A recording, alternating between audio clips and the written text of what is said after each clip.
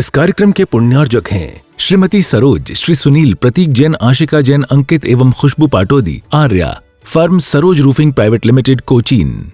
श्री अनिल जैन, श्रीमती अमिता जैन, पुत्र एवं पुत्रवधू श्री शशांक जैन, श्रीमती प्रीति जैन, श्री तरुण जैन, श्रीमती अनुपमा जैन, पुत्री एवं दामाद श्री आलोक अग्रवाल, श्रीमती श्वेता अग्रवाल, दोहित्र एवं दोहित्री मितुल अग्रवाल, मानवी अग्रवाल, पौत्री सिमरन जैन, ईशानवी जैन, अहेली जैन, पौत्र संभव जैन, दुर्गापुर, पश्चिम बंगाल। श्री रमेश सरावगी, श्रीमती किरण सरावगी, श्री अनिल सरावगी, श्रीमती जयश्री सरावगी, श्री ऋषभ कुमार सरावगी, श्रीमती ऋषा सरावगी, श्री मयंक सरावगी, श्रीमती शैली सरावगी, श्री उमंग सरावगी, श्रीमती मेहुल सरावगी, श्री शुभम सरावगी, श्रीमती अवंतिका सरावगी, कुमारी सात्विकी, चिरंजीव एकांश, चिरंजीव यथार्थ सरावगी, फर्म सरावगी उद्योग private limited, Saraogi global private limited. मुनिवर श्री संधान सागर जी महाराज की, समस्त मुनि संघ की। शंका समाधान के आज के इस सत्र में आप सभी का हार्दिक अभिनंदन। बंधुओं, इससे पूर्व कि आज का यह सत्र प्रारंभ हो, हम सभी चलते हैं गुरुदेव के चरणों में और करते हैं प्रणिपात इस भाव से कि हमारे जीवन में भी हो सके रत्नत्रय की सुप्रभात।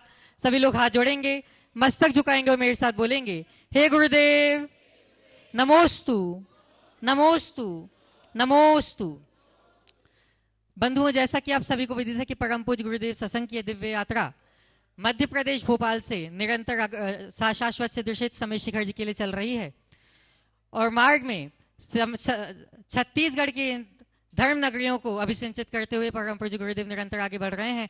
और आज सायंकालीन बेला में कुनकुरी नगर धन्य हो गया जब परम पूज्य गुरुदेव सत्संग का भव्य मंगल पदार्पण कुनकुरी नगर में हुआ, जहां से आप शंका समाधान का आज लाभ ले रहे हैं। बंधुओं, झारखंड की राजधानी रांची में आगामी 30 मार्च को हम सब परम पूज्य गुरुदेव के सत्संग के सानिध्य में महावीर जयंती का भव्य आयोजन मनाने जा रहे हैं, जहां हम सभी को सौभाग्य प्राप्त होगा परम पूज्य गुरुदेव वर्तमान के वर्धमान का 39वां दीक्षा दिवस मनाने का। हम सब इसमें सम्मिलित होकर गुरुदेव के चरण में अपनी विनयाजलि अर्पित करके अपने जीवन को धन्य करें। और फिर हमें सौभाग्य प्राप्त हुआ है, परम पूज्य गुरुदेव का आशीर्वाद प्राप्त हुआ है। बंधुओं, आषाढ़ मास की अष्टानिका में 108 मंडलीय सिद्ध चक्र महामंडल विधान का, इसमें भी आप सभी अपने सहभागिता दर्ज करा सकते हैं। एक मंडल के लिए 8 जनों के आवास, पूजनगत सामग्री और भोजन सामग्री आदि की व्यवस्थाओं के लिए 2 लाख रुपए की राशि निर्धारित की गई है। आप सभी लोग अपना पुण्य बढ़ाएं, अपना सौभाग्य जगाएं और मंडलों में अपना नाम आरक्षित करा के अपने जीवन को धन्य करें। परम पूज्य गुरुदेव के मुख से मंत्रों का उच्चारण होगा और हम सभी लोग अपने जीवन को सकारात्मकता से धन्य कर सकेंगे। बंधुओं, गुणायतन अब शीघ्रता से पूर्णता की ओर है और हमें प्रसन्नता है कि आप निरंतर अपनी उदारता से उसका पथ प्रशस्त कर रहे हैं। आज सूत्रधार के रूप में गुणायतन से संबद्ध होने का सौभाग्य प्राप्त कर रहे हैं श्रीमान रजनीकांत सारिका कुनकुरी, श्रीकांत वर्षा गाड़रवाड़ा, रविकांत प्रीति जाम्बिया साउथ अफ्रीका, कुमारी रिमझिम अरिहंत देवांश अदिति कीर्ति जैन गिना बहार कुनकुरी जिला जशपुर से। मैं आपकी जोरदार करताल ध्वनियों की भी उनको बुलाना चाहूंगा, अगर वो यहाँ उपस्थित है तो आए। बंधुओं, जैसा कि आप सभी को विदित है कि परम पूज्य गुरुदेव सत्संग निरंतर एक लंबा विहार करते हुए आज कुनकुरी में आए हैं और कुनकुरी की समाज ने मन बनाया है उन उत्साही कार्यकर्ताओं का सम्मान करने का जो निरंतर विहार कर रहे थे। मैं उस टीम को आवाज देना चाहूंगा और सबसे पहले आवाज दे रहा हूं आपके नगर के ही गौरव श्रीमान विवेक जी कुनकुरी को, आपकी जोरदार करताल ध्वनियों के साथ। हाँ, विवेक जी को, विवेक भैया विक्की कुनकुरी से, जो गुरु भक्ति श्रद्धा और समर्पण का अपने आप में एक प्रतिमान बन चुके हैं। और साथ में गोल्डी भैया रीवा, अरविंद जैन अमरपाटन, नयन जैन ललितपुर, अंकित जैन राका, विकास जैन बिट्टू ललितपुर, सुमित जैन बगीचा, विजय जैन मधुवन, रत्नेश जैन जबलपुर, विजय प्रामाणिक एवं टीम, अनिमेश जैन गोमिया, विक्रम जैन अंबिकापुर, शैलेश जैन कटनी, मुकेश जैन बुढ़ार, नितिन जैन बुढ़ार, दीपक जैन बुढ़ार, पंकज नीतू जी जैन साड़म, श्रीमती अंजू जैन छावड़ा रांची, अमित जैन गंगवाल जशपुर, बालचंद जी सागर। मैं चाहूंगा कि आप सभी लोग करताल ध्वनियों से इनकी अनुमोदना करें बंधुओं। और श्रीमान सुमत जी जैन बगीचा, और मैं सम्मान के साथ आवाज देना चाह रहा हूं आदरणीय ब्रह्मचारिणी सुनीता दीदी को। वे भी आएंगे, परम पूज्य गुरुदेव का आशीर्वाद प्राप्त करेंगे, जो बिहार में पूरे संघ की वैयावृत्ति में निरंतर तत्परता से जुटी हुई हैं। मैं चाहूंगा आदरणीय ब्रह्मचारिणी सुनीता दीदी जी परम पूज्य गुरुदेव का आशीर्वाद प्राप्त करें। और महिलाओं के सम्मान के लिए मैं समाज से आदरणीय नारी शक्ति को आमंत्रित करना चाहूंगा कि वे सम्मानकर्ता कर्त्री के रूप में संबद्ध हों।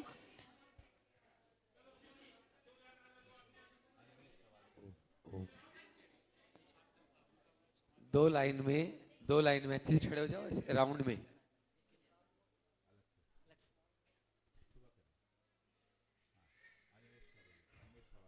और आज के इस सत्र को प्रथम प्रश्न के साथ शुरू करेंगे अनिमेश भैया गोमिया से, और उसके बाद हम निवेदन करते हैं परम पूज्य मुनिवर श्री संधान सागर जी महाराज के चरणों में कि आगे का सत्र गति प्राप्त करें। नमोस्तु।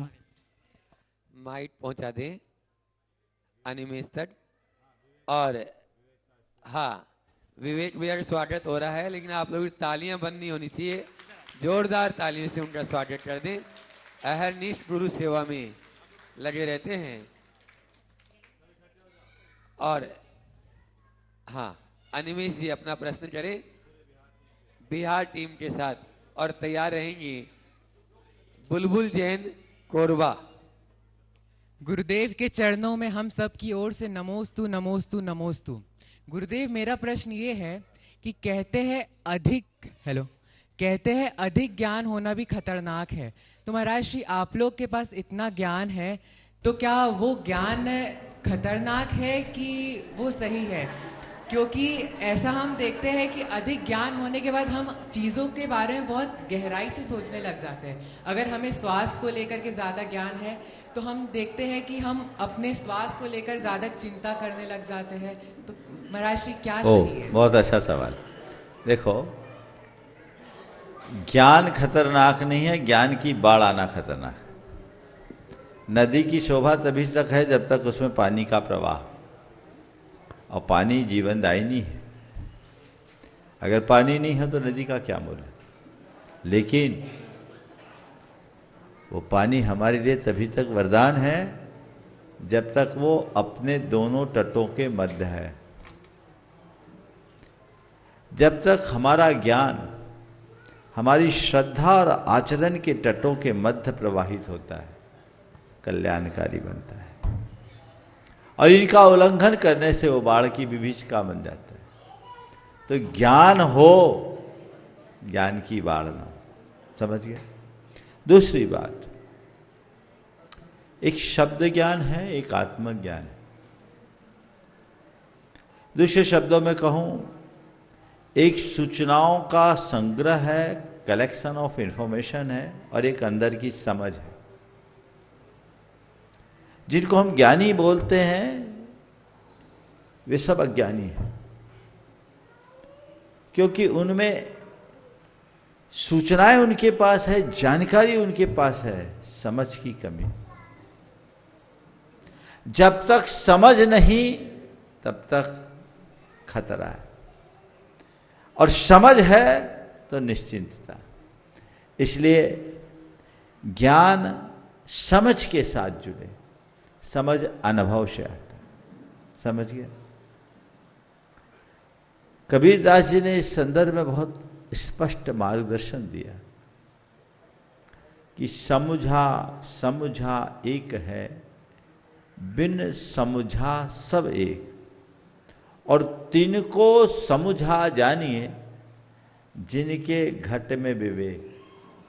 समझिए, कई बार ऐसा देखने में आता है, पढ़े लिखे लोगों की डिग्रियां धरी रह जाती है, और अनपढ़ कहा जाने वाला व्यक्ति अपने अनुभवपूर्ण समझ से बड़े बड़े काम कर देता है। एक बार ऐसा हुआ, एक सरकारी काम था और उसमें वायरिंग करना था, और एक जिग जैग पाइप था, उसके भीतर से वायर निकालना था। इंजीनियर माथापच्ची कर रहे थे कि ये तार कैसे निकले कैसे निकले कैसे निकले। घंटों बीत गया, क्योंकि काफ़ी लंबी दूरी तक वो तार निकालना था। एक गड़रिया, बहुत देर से गड़रिया का छोटा सा बच्चा था, वो अपनी बकरियां चरा रहा था, वहीं बैठे बैठे उनको देख रहा था। सब कुछ होने के बाद उसने कहा कि यदि आप अनुमति दे तो मैं आपकी समस्या का समाधान निकाल सकता हूँ। सारे इंजीनियर जोर से हंसे, बोले तुम हमारी समस्या का क्या समाधान निकालोगे? तू पढ़ा लिखा कहाँ? हम इतने बड़े बड़े इंजीनियर, तुम कैसे निकालोगे? उसने कहा बाबूजी मैं पढ़ा लिखा नहीं हूँ, मैं आपकी इंजीनियरिंग नहीं जानता, लेकिन इसका मैं पल में आपको समाधान निकाल सकता हूँ। बोले क्या करेगा? बोले मैं आपका काम कर दूंगा। बोले काम करोगे तो 1 लाख देंगे। बोले कोई चिंता नहीं। उसने क्या किया, एक चूहे को पकड़ा और चूहे की पूंछ में वो तार बांध दिया और चूहे को पाइप में घुसा दिया। चूहा इधर से घुसा उधर से निकल गया। सब देखते रह गए, पल में उनकी समस्या का सलूशन हो गया। अब बताओ ये क्या है? ये समझ है। इसलिए ज्ञानी बनो पर समझदार जरूर बनो। समझ के साथ ज्ञानी बनोगे, जीवन अच्छा होगा। एक बार इन सभी उत्साही कार्यकर्ताओं का एक बार खड़े हो जाओ, जो अपना तन मन धन समर्पित करके रात दिन एक करके नियमित विहार में अपना योगदान दे रहे। एक बार जोरदार अभिनंदन कर दे। चलो नमोस्तु बुलबुल गुरुदेव, कौरवा नमोस्तु अपना प्रश्न करें और तैयार रहेंगे। अजय अन्नू जी बढ़ जात्या, गुणायतन ट्रस्टी रतनलाल जी बढ़ जात्या, टुनटुरी। हेलो,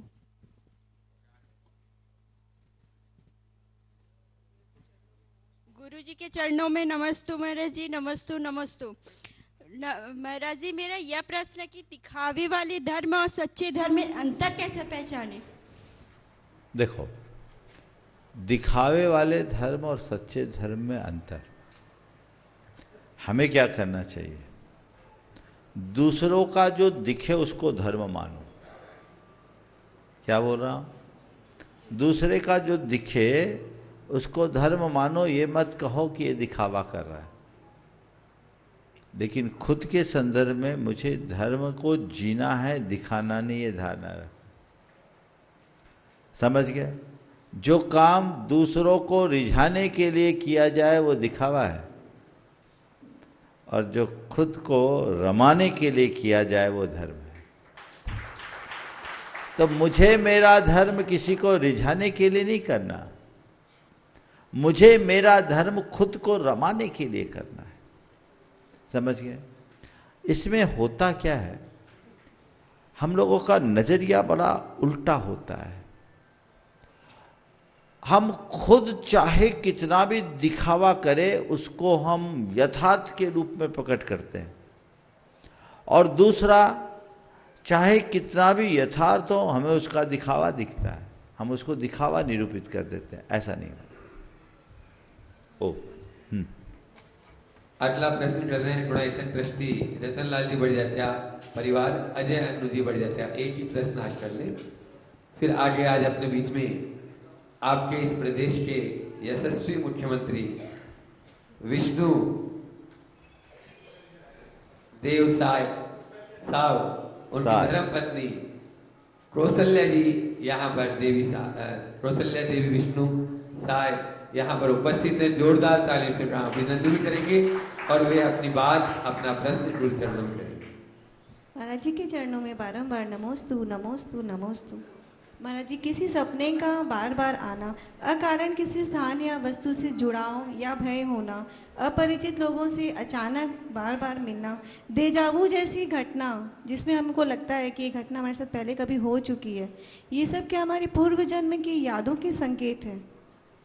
देखिए, ये सब बातें पूर्व जन्म से जुड़ी भी हो सकती, नहीं भी जुड़ी हो सकती। ज़्यादातर ये हमारे अवचेतन मन में जो अव्यक्त और रुद्ध इच्छाएं हैं उनकी अभिव्यक्ति।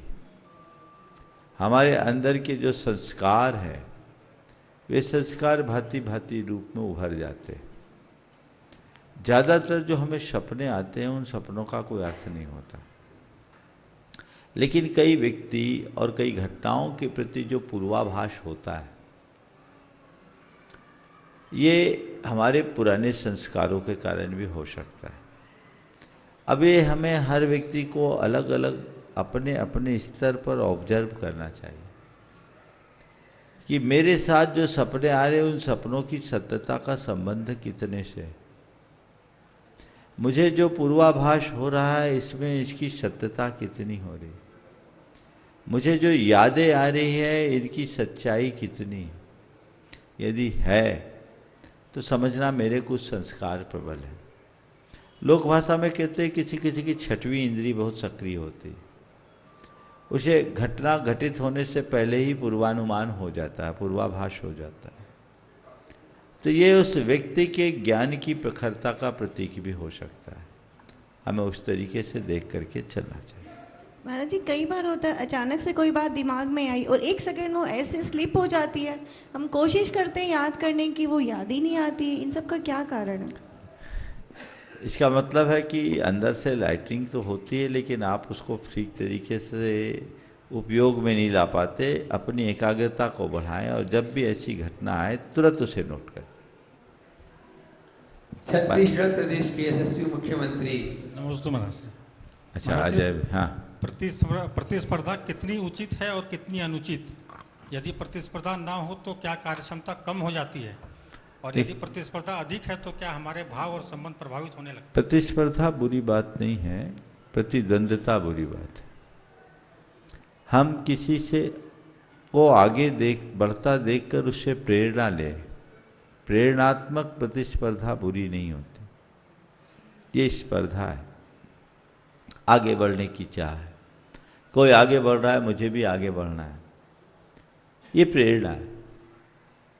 लेकिन प्रतिद्वंद्विता कभी अच्छी चीज नहीं है। कोई आगे बढ़ रहा है तो मैं उससे आगे निकलूं, ये उचित नहीं। मैं उसके जैसा बनूं, इसमें कोई बुराई नहीं। उसमें हम सामने वाले को अपना रोल मॉडल बना करके चल सकते हैं। पर वो उतना आगे बढ़ गया, मैं पीछे रह गया, मुझे उससे आगे निकलना है, ये अच्छी बात नहीं। जिसमें सकारात्मक प्रेरणा हो वो प्रतिस्पर्धा उपयोगी है।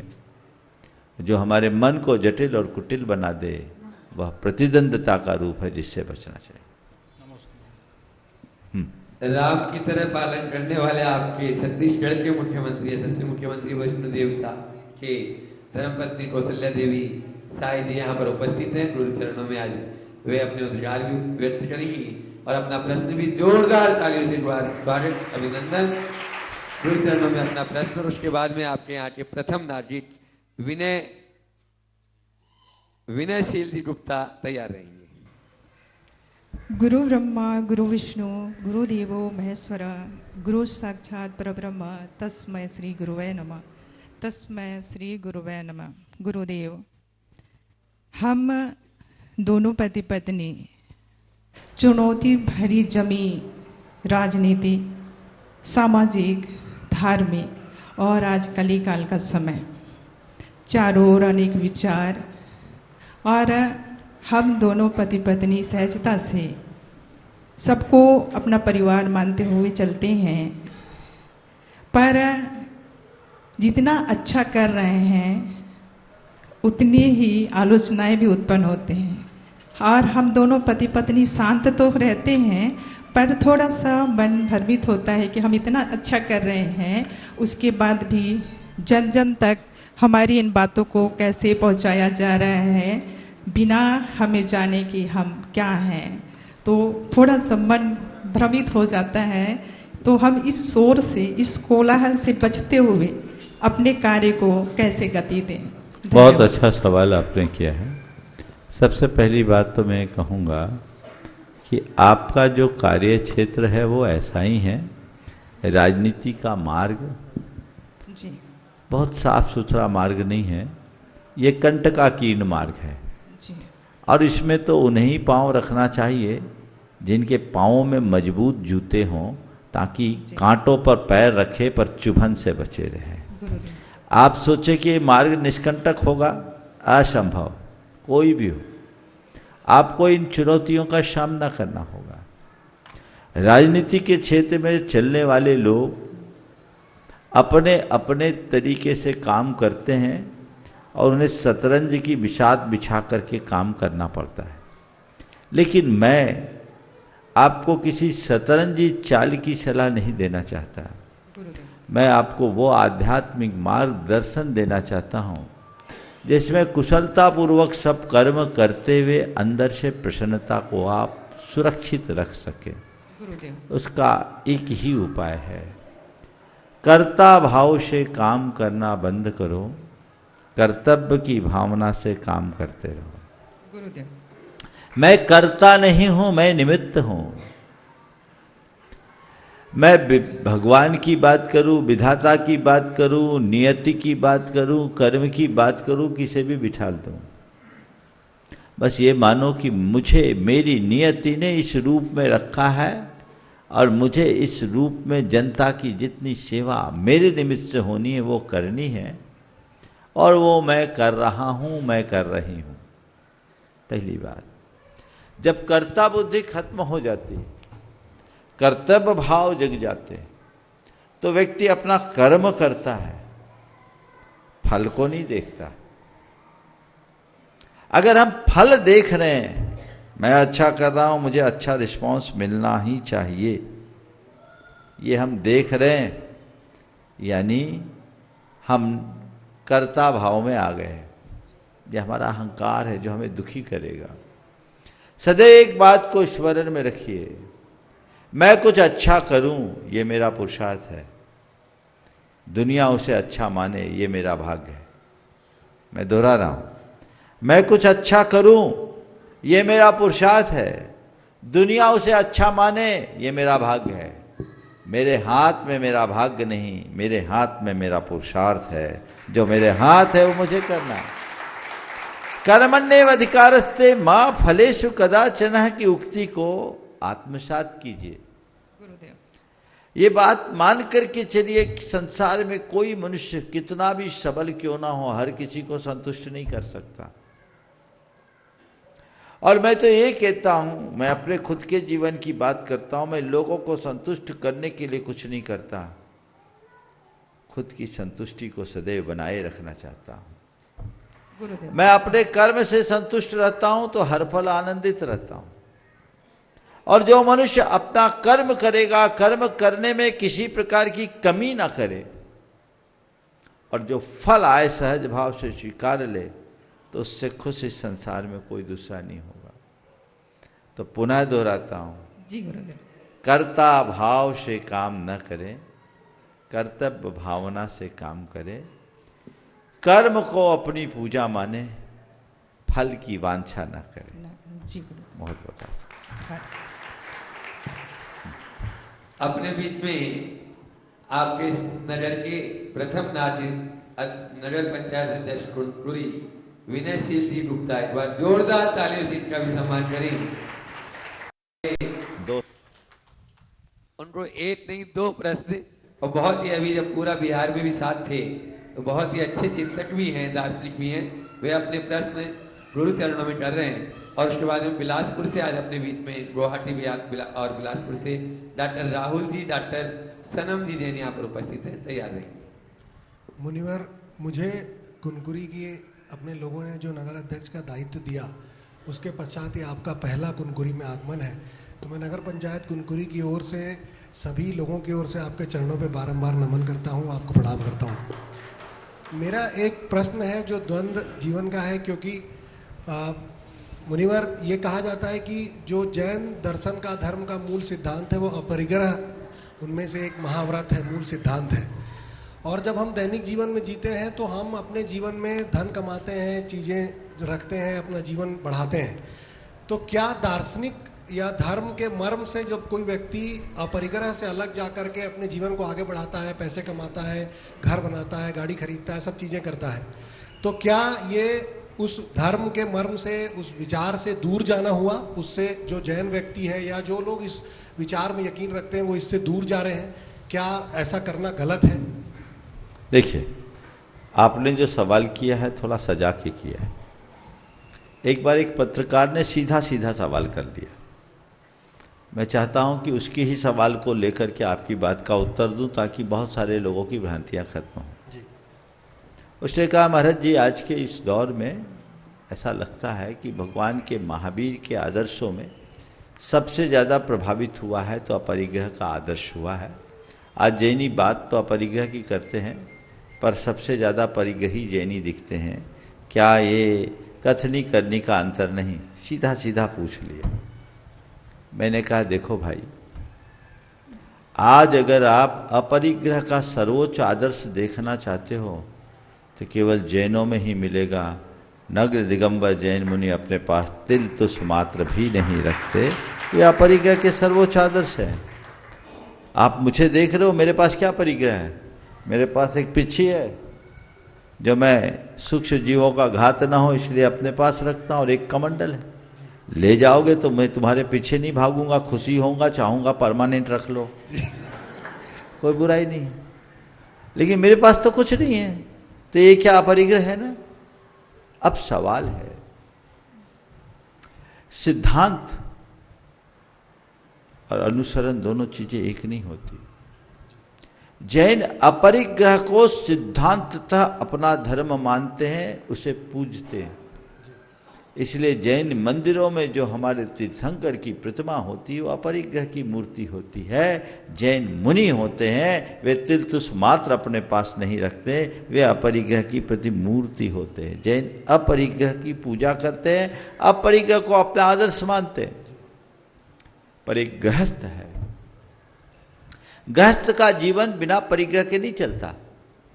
और हमारे तीर्थंकर भगवंतों ने गृहस्थों को पूर्ण अपरिग्रह का उपदेश भी नहीं दिया, उन्हें सीमित परिग्रह की बात कही। अपनी आवश्यकता और अपेक्षा के अनुरूप जितना उतने का संग्रह करो, अधिक की लालसा मत करो। यह अपरिग्रह का आदर्श है। इसलिए जैनों के यहां कहा गया कि अपरिग्रही होने का मतलब ये नहीं कि तुम पूरे सब मुनि बन जाओ। तुम्हारे ऊपर तुम्हारे स्वयं का, तुम्हारे परिवार का, तुम्हारे कुटुंब का, तुम्हारे समाज का और राष्ट्र का दायित्व है।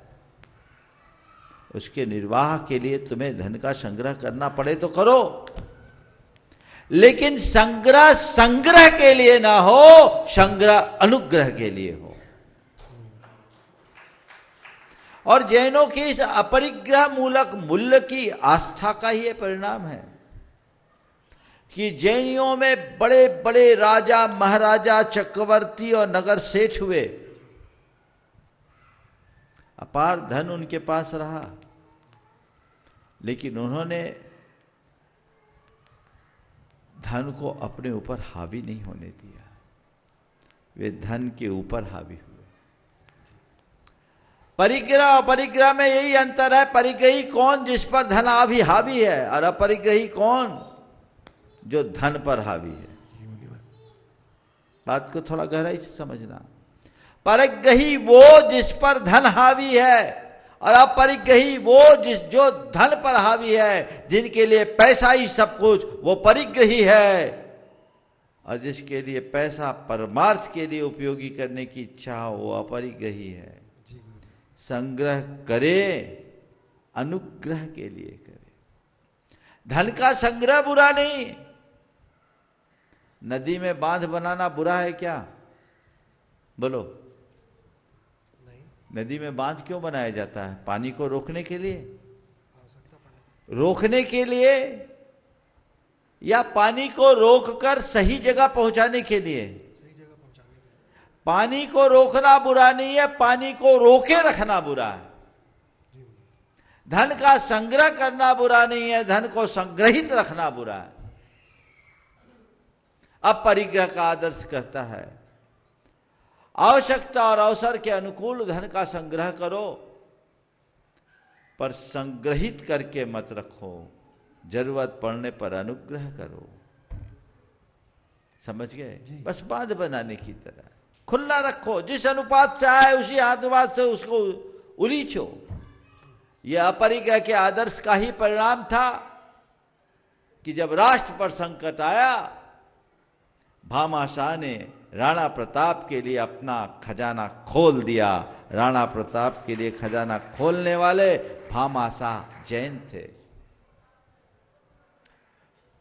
गुरु गोविंद सिंह के 4 साहबजादों के अंत्येष्टि के लिए जब जगह नहीं मिल रही थी, सामने वालों ने शर्त लगा दी कि उतनी जगह देंगे जितने को सोने के सिक्कों से आप भरोगे। उस समय कोई आगे नहीं आ पाया, और उस समय एक ही शख्स आगे आया जो अपरिग्रह को अपना आदर्श मानता था, सेठ टोडरमल जी। वो जैन थे। दुनिया की सबसे कीमती जमीन 8 फीट बाई 8 फीट में वहां उनकी अंत्येष्टि की गई। और जब वो आगे आया तो उसने और लालच बढ़ा दिया, अब आड़े सिक्के नहीं खड़े सिक्के, बोले खड़े सिक्के दूंगा। आज भी सिख समाज तोरणमल जी के कारण जैन समाज के प्रति नतमस्तक होती है। संग्रह नहीं होता तो ये अनुग्रह होता क्या? इस अपरिग्रह को आदर्श मानने वाले सेठ जगलू शाह हुए। गुजरात में कभी अकाल हुआ, लोग दाने दाने के लिए तरस रहे थे। राजा को मालूम पड़ा कि जगलू शाह के पास अनाज का भंडार है। उन्होंने अपने दीवान को भेजा और कहा कि कुछ अनाज उधार दिला दो, सुकाल होगा तो लौटा देंगे। जब गया दीवान गया तो उनने कहा हमारे पास एक दाना नहीं है, हम कैसे लौटाएं? राजा को बड़ा आश्चर्य हुआ और क्षोभ भी हुआ कि ये मैं इनकी इतनी इज्जत करता हूँ, जरूरत के समय इसकी नीयत खराब हो गई। उनने दरबार में बुलवाया, कहा मुझे गुप्त सूचना है तुम्हारे पास कई कोठे अनाज के भरे पड़े और तुम कह रहे हो अनाज का एक दाना नहीं। बोले हाँ, मैंने आज तक कभी मिथ्या नहीं बोला, मेरे पास एक दाना भी नहीं है। बोले अनाज में जो कोठे में भरे वो किसके है? बोले मेरे नहीं है। आपने सुना है अनाज के कोठे भरे, वो बिल्कुल सही सुना है, पर वो मेरे नहीं है, मैं मिथ्या नहीं। किसके हैं? बोले चलिए आप देख लीजिए। राजा आश्चर्यचकित हुआ, गया और जैसे ही अनाज का एक कोठा खोला गया, अनाज के ढेर के साथ खन खनाता हुआ एक ताम्रपत्र नीचे गिरा। उसमें लिखा था इस कोठे का संपूर्ण अनाज अकाल पीड़ित मानवता का है। राजा भौचक रह गया। एक एक करके पूरे 18 कोठार अनाज से भरे थे और सब में यही लिखा था। जगलू शाह ने हाथ जोड़कर कहा महाराज जो मैं पहले ही जनता को दे दिया वो आपको क्या दूं? राजा उन्हें गले से लगा लिया, मैं कहने को राजा हूं, तुम तो बेताज के बादशाह। ये संग्रह अनुग्रह के लिए उदाहरण है। इसलिए अपरिग्रह को अपना आदर्श मानने वाले लोग धनाढ्य हो सकते हैं, धनांध नहीं। धनाढ्य होना बुरा नहीं है, धनांध होना अच्छी बात नहीं है। धनांध मत बनना, पैसे को सर्वस्व मत मानना, पैसे के पीछे पागल मत होना। पैसा कमाना, पैसा जोड़ना और बात है, और पैसा कमाने के पीछे पागल होना और बात है। जो पैसा जोड़ते हैं वो जुड़े हुए पैसे से लोकोपकार भी कर सकते हैं, लेकिन जो पैसे के पीछे पागल बने रहते हैं वे अपने जीवन में कुछ नहीं कर सकते। तो हमारी दिशा क्या है, हमारी दृष्टि क्या है, हमें उन सब बातों को देख करके चलना चाहिए। मैं समझता हूँ आपको सही दिशा मिल गई होगी। आप दूसरा सवाल भी चाहे तो कर सकते हैं। मुनिवर, एक दुविधा मुझे हमेशा होती है कि मैंने हिंदू धर्म में जन्म लिया, मेरा मित्र रवि है वो जैन धर्म में जन्म लिया, तो कौन किस धर्म में जन्म लेगा ये तो हमारे वश में नहीं है। और हर धर्म का जो सिद्धांत है, जो उसके मूल विचार हैं, जो उसका केंद्रीय भाव है, उसमें कई बार अंतर दिखता है। जैसे हिंदू धर्म में जो आत्मा है वो अनित्य है, मृत्यु के बाद मेरा पुनर्जन्म होगा। हमारे यहाँ ईश्वर है, वो उसका लेखा जोखा रखते हैं। जैन धर्म में आत्मा उस तरह से नहीं है और बौद्ध धर्म में आत्मा है ही नहीं। तो कई बार जब धर्म के संदर्भों में जब दुविधा उत्पन्न होती है, और ऐसी दुविधा तब होती है कि क्या करना सही है, कौन सी बात को मानना है, किसको नहीं मानना है, तो उस समय के लिए कोई मार्ग बता दीजिए। जब ऐसा विरोधाभास लगे तो कैसे जीवन में निर्णय करना चाहिए? देखो, जब दर्शन शास्त्र को पढ़ोगे तो जितने दर्शन उतने मत लगे, उलझ जाओ। सब दर्शन एक हो जाते तो इतने दर्शन होते क्यों? तो विभिन्न दर्शन हैं, सबकी अपनी अपनी मान्यताएं। हमें अपने विवेक और विचार से तय करना चाहिए। लेकिन जहाँ तक धर्म की बात है तो मैं कहूँगा न धर्म हिंदू है, न जैन है, न सिख है, न बौद्ध है, न ईसाई है। धर्म तो धर्म है। ये हमने आपने बना दिया, ये हिंदू धर्म, ये जैन धर्म, ये बौद्ध धर्म, ये ईसाई धर्म। अरे धर्म को पकड़ो ना। धर्म वस्तु का स्वभाव है।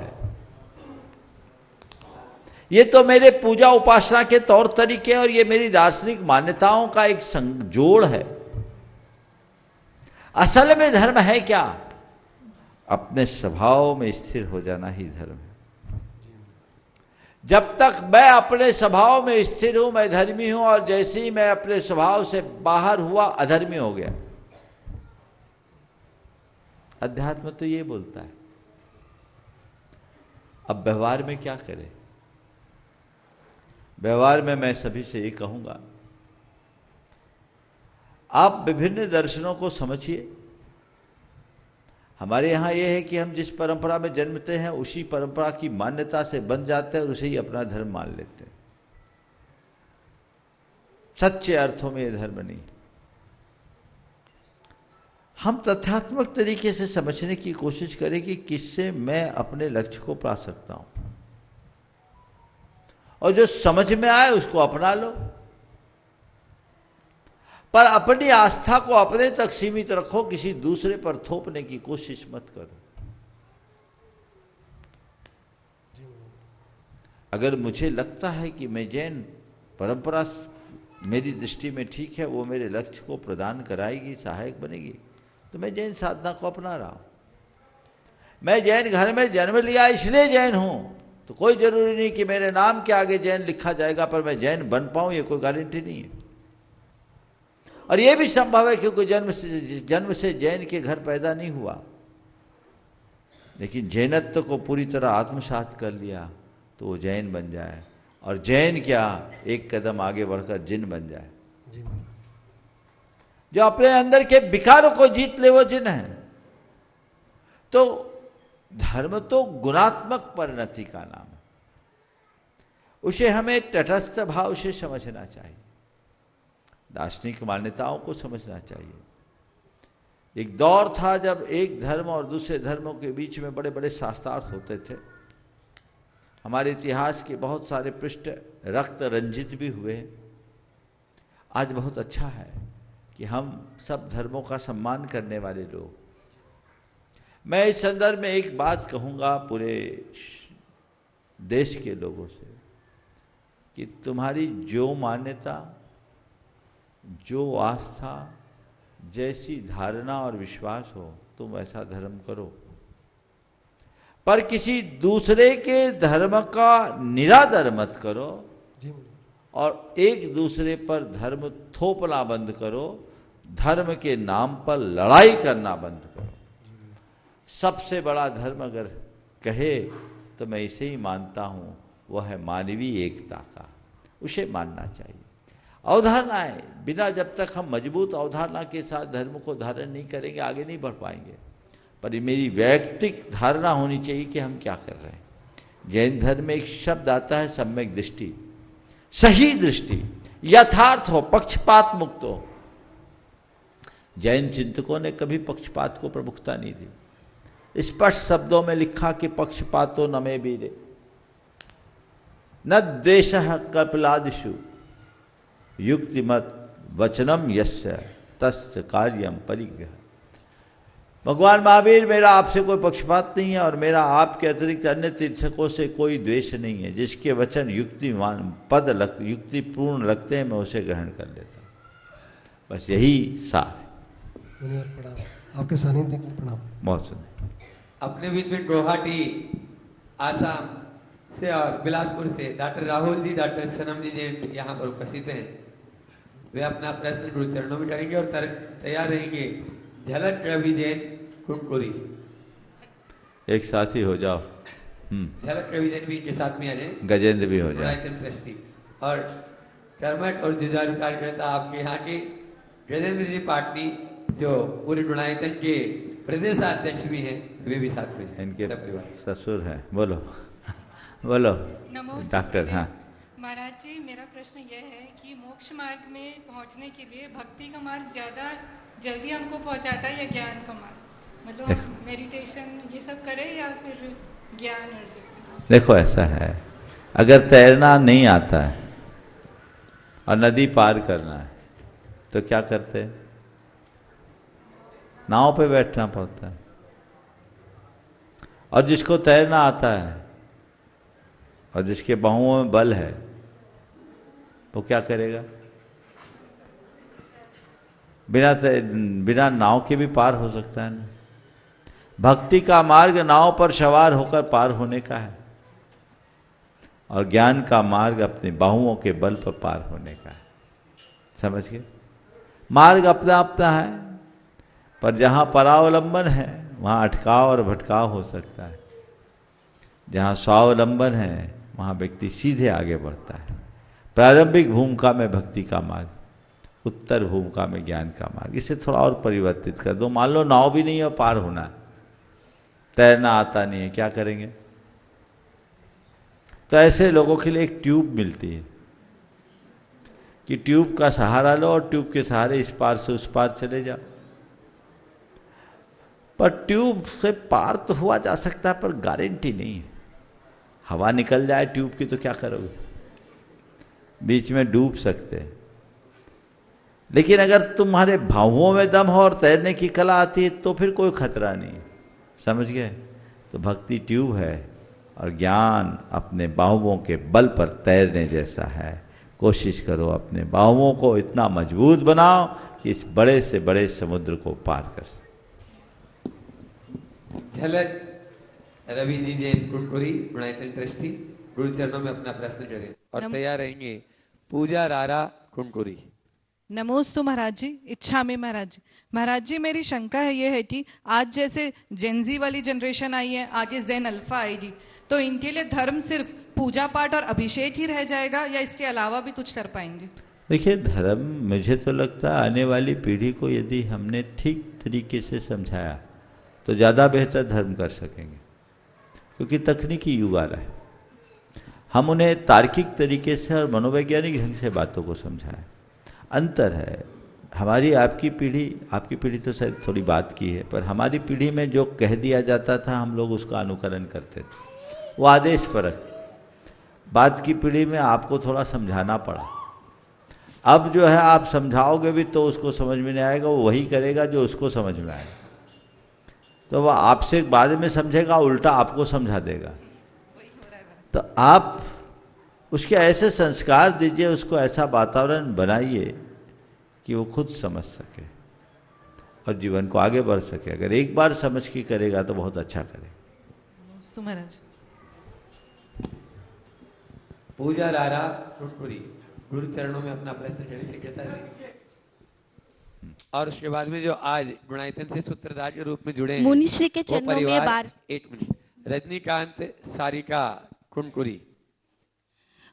मुनिश्री के चरणों में बारंबार नमोस्तु नमोस्तु नमोस्तु। हमारे भगवान किसी के कर्ता नहीं है, लेकिन रोजाना शांति धारा में हम लोग बोलते हैं करो तो शांतिम भगवान जिनेन्द्र, करो तो शांतिम भगवान जिनेन्द्र, करो तो शांतिम भगवान जिनेन्द्र। तो मेरा प्रश्न ये है कि अगर भगवान करता नहीं है, कुछ लेते देते नहीं है, कुछ मतलब निर्विकार हैं, तो हम उनसे शांति की अपेक्षा क्यों करते हैं? बहुत अच्छी बात। ये हमारे भक्ति और बहुमान की अभिव्यक्ति। लोक व्यवहार में ऐसा कहा जाता है, आप हमें कृपा कर दो, आप हमें आशीर्वाद दे दो। करना हमें खुद को है, लेकिन जब हम बड़े जन के प्रति ऐसे भाव प्रकट करते हैं और उनके आशीर्वाद को स्वीकार करते तो हमारा आत्मविश्वास बढ़ जाता है। तो भगवान कुछ नहीं करते, हमारी श्रद्धा सब करा देती। तो हम कहते हैं भगवान आप मेरी शांति करें, आपकी कृपा से शांति हो जाए। तो ये मन के उद्गार हैं और भक्ति है। भक्ति ऐसी ही कहती है। भक्ति में हमेशा कर्तृत्व थोपा जाता है। भक्ति कहते हैं जिसमें अपना श्रेय भी सामने वाले को दे दिया जाए, वो भक्ति है। सामने वाले का जो उपकार है उसको तो माने, हमारा कुछ नहीं, जो कुछ है सब आप हैं। इस भाव से जब हम भक्ति करते हैं तो चीजें ऐसे। आज जो गुणायतन से सूत्रधार के रूप में जुड़े रजनीकांत सारिका कुंकुरी, पहले से और मैं चाहूंगा एक बार आप लोग जोरदार ताली बजा दें और उनके सम्मान के लिए गजेंद्र जी पाटनी, रतनलाल जी बढ़जात्या, उनको प्रतीक चिन्ह देते हुए, गुणायतन का प्रतीक चिन्ह देते हुए उनका सम्मान करेंगे। तब तक सारिका जी अपना प्रश्न गुरु चरणों में कर रही हैं और उसके बाद में तैयार रहेंगी सपना काला कुंकुरी। गुरुवार के चरणों में साजर जय जिनेन।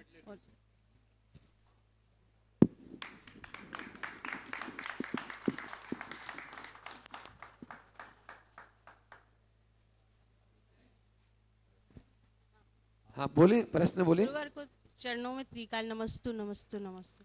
गुरुवर, मेरे घर बहुत दूर था, मैं हमेशा सोचती थी कभी आहार होंगे कि नहीं होंगे, गुरुवर आएंगे कि नहीं आएंगे। आज लेकिन ऐसा पुण्य जागा मेरा कि मेरे घर में आप कैसे पधार गए उसमें व्यक्त नहीं कर पा रही हूँ। ये कौन सा पुण्य है मेरा? निश्चित ये तो कभी कभी दूर रहना भी वरदान बन जाता है, और संघ ने एक नहीं पूरा संघ आ गया, ऐसा मौका तो बहुत कम मिलता है। निश्चित अच्छी भावना भाने का फल जरूर मिलता है। आशीर्वाद। चलिए सपना काला गुरु चरणों में अपना प्रश्न कर रहे हैं, और उसके बाद में आपके ही समाज के वयोवृद्ध प्रकाश चंद जी रारा कुनकुरी तैयार रहेंगे। गुरुवर के चरणों में मेरा बारंबार नमस्ते। गुरुवर, एक कहावत है, होकर सुख में मग्न ना फूले, दुख में कभी ना घबराएं। तो गुरुवर, क्या अपनी खुशियां कभी प्रकट ना करें और शोक में आंसू ना बहाएं? अगर ऐसा हो जाए तो हमारा जीवन एक मशीन की तरह नहीं हो जाएगा, जस्ट लाइक रॉबर्ट। तो जंग खत्म तो सब खत्म, तो गृहस्थ जीवन में रहते हुए ये तो असंभव है, तो कैसा जीवन जिए? होकर सुख में मग्न न फूले, पूरे शब्द, और दुख में कभी न घबरा। इष्ट वियोग अनिष्ट योग में सहनशीलता दिखलावे। इन पंक्तियों के गुणार्थ को समझिए। सुख का अनुभव करना और दुख का अनुभव करना ये सहज बात है, इससे नहीं बच सकते। लेकिन सुख में फूल जाना और दुख में घबरा जाना कभी अच्छी बात नहीं। जो मनुष्य सुख में फूलता है उसके अंदर अहंकार और आसक्ति आती है, और जो मनुष्य दुख से घबराता है उसके मन में भय, चिंता और संताप आता है। ये दोनों हमें भीतर से अशांत और असहज बनाते हैं, जो जीवन के लिए अंतर से दुखी करते हैं, तोड़ते हैं। तो अपने जीवन को सहज और शांत बनाए रखना है। तो सुख हो या दुख, दोनों को कर्म की परिणति मानो, सहज भाव से काम करो। सुख को भी स्थायी मत माने और दुख को भी स्थायी न माने। सुख को भी अपना न माने और दुख को भी अपना न माने। हम लोगों के यहाँ एक दोहा अक्सर बोला जाता है, पुण्य पाप फल माही, हरख विलखो मत भाई। यह पुद्गल पर जाए, उपज बिन से थिर नाय। कि पुण्य पाप के फल से ज़्यादा प्रभावित मत हो। ये तो कर्म की परिणति है, उत्पन्न होकर कब नष्ट हो जाए कोई पता नहीं। ये समझ अपने अंदर विकसित करो। सुख आया है तो ये भी कर्म की परिणति है, और दुख आया है तो ये भी कर्म की ही लीला है। हम दृष्टा बने, जीवन को आगे बढ़ाए, उनसे प्रभावित हो गए तो पल में मासा पल में तोला होगा, और अप्रभावित रहोगे हर पल आनंदित बने रहो। नमस्ते गुरुवर। प्रकाश चंद जी रारा समाज के सबसे वरिष्ठ वयोवृद्ध अपना प्रश्न गुरु चरणों में कर रहे हैं, और तैयारी के एडवोकेट राजेश जी गंगवाल रायगढ़। एक छोटा सा गांव होता है, उसमें 20 घरों की बस्ती होती है। वो गांव बढ़ते बढ़ते बढ़ते बढ़ते बढ़ते खूब बड़ा शहर बन जाता है, तरक्की करता है, समाज तरक्की करता है, सब लोग तरक्की करते हैं, कोई बाकी नहीं बचता। और एक गांव जो शहर बसा हुआ है वो धीरे धीरे धीरे धीरे धीरे धीरे धीरे अंडर नीचे जाता जाता है, और उसकी तरक्की बंद हो जाती है, और उसके साथ समाज भी नीचे बैठ जाता है। और एक ऐसा होता है सारा गांव से समाज उठ जाता है और समाज बचता नहीं। तो इसमें गांव का दोष है कि व्यक्ति का दोष है कि कर्मों का दोष है, क्या दोष है? कृपया इस पे बहुत अच्छा सवाल किया है आपने। मनन है, मेरा मनन है, आप बताइए। आपका सवाल व्यवहारिक भी है, दार्शनिक भी है। आपने पूछा है कि ये परिवर्तन व्यक्तिकृत है या व्यवस्थाकृत है। आपके प्रश्न का आशय यही। देखिए, गांव बसा एक व्यक्ति ने बसाया। ध्यान से सुनना, बहुत सारे गांव एक व्यक्ति ने बसाया। आज भी बहुत सारी कॉलोनियां बसती है, एक व्यक्ति बसाता है और देखते देखते बहुत तेजी से बस जाता है और लोग सफल हो जाते हैं। इसमें क्या है? बसाने वाले का पुण्य, राणा जी ध्यान से सुनो, बसाने वाले का पुण्य दाएं भाग में काम आता है। यानी जिसने बसाया उसका पुण्य प्रताप तेज है तो बढ़ेगा। अभी भी देश में बहुत सारे ऐसे कॉलोनाइजर्स हैं जो जितनी कॉलोनियाँ लॉन्च करते तुरंत फटाफट बुक हो जाती है और पूरी कॉलोनी ऐसी विकसित होती, देखते देखते वारे नारे हो जाते। और बहुत सारे ऐसे बेचारे सालों प्रतीक्षा करते रहते, ग्राहक नहीं आते। तो उस निर्माता का पुण्य वहाँ के बसने वालों के पुण्य को उभारने में कारण बन जाता है। तो एक व्यक्ति के पुण्य से भी अनेकों का पुण्य फल सकता है। इसके विरुद्ध उजड़ गया, धीरे धीरे घट गया। किसी गांव में एक पापी आ जाए, किसी बस्ती में एक बुरा आदमी आ जाए, एक आतंकी या अराजक तत्व आ जाए, उस व्यक्ति के पाप से प्रभावित होकर धीरे धीरे लोग किनारा करने लगेंगे। ऐसा भी अनुभव में आता है। लोग खिसक गए, पहले बसा था अब उजड़ गया। तो एक के पुण्य से वृद्धि हुई, एक के पाप से हानि हुई। ये व्यक्ति के परिवार में, गांव में, समाज में सब होता है।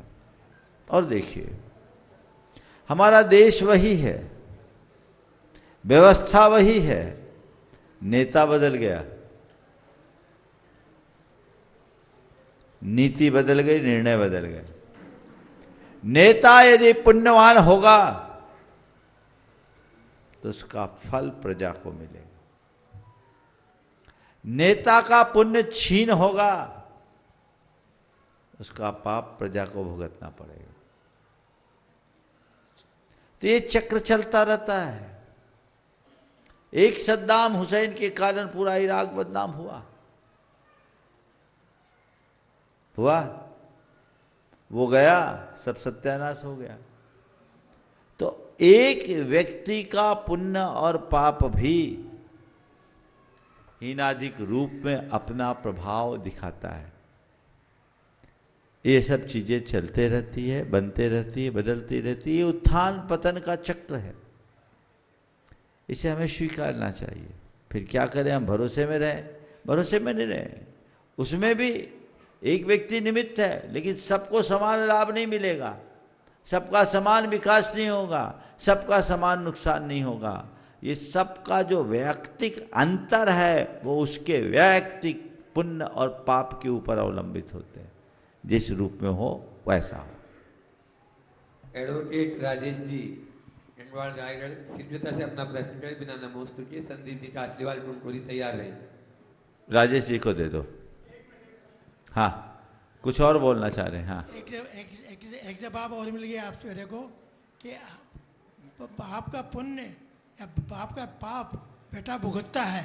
ये बात आपकी बात से ऐसा लगता है? बिल्कुल बिल्कुल, इसी को बोलते हैं दाय भाग होता है। बाप का पुण्य और पाप भी बेटा भुगतता है और बेटे के पाप से पूरा कुनवा भी भुगतता है। एक व्यक्ति ने कोई अपराध कर दिया, पूरे परिवार की थू हो गई, और एक ने वर्ल्ड कप जीता, पूरे परिवार की जय जयकार हो गई। व्यक्ति का प्रभाव है, इसको बोलते हैं दाय भाग। हाँ, नमोस्तु महाराज जी, नमोस्तु नमोस्तु नमोस्तु। महाराज जी का पर्यायवाची आदिनाथ भी है। शिव जी का पर्यायवाची आदिनाथ भी है, और बहुत सारी दोनों में सिमिलरिटी मिलती है, जैसे कैलाश है। आज से कुछ दिन पहले ये सवाल आया है आदिनाथ जयंती के दिन। मैंने उस दिन विस्तार से इसकी चर्चा की है, आप वो क्लिप सुन लेंगे तो बहुत अच्छा होगा। समय आप सबका हो गया, आज इस सत्र को यहीं पर विराम। बोलिए। हाँ, क्या है? संदीप जी कासलीवाल टुनटुरी। हो गया समय तो। हाँ, बोलो। मुनिश्री के चरणों में नमोस्तु। मेरा प्रश्न है कि भावना योग से कर्म कटते हैं क्या? और कटते हैं तो कैसे? भैया समय तो पूरा हो गया भावना योग से पूरा जीवन ही बदल जाता है। अभी समय शेष नहीं है, इसलिए यहीं पर विराम। अगर आप लोग चाहो, पिछली बार तो हमने भावना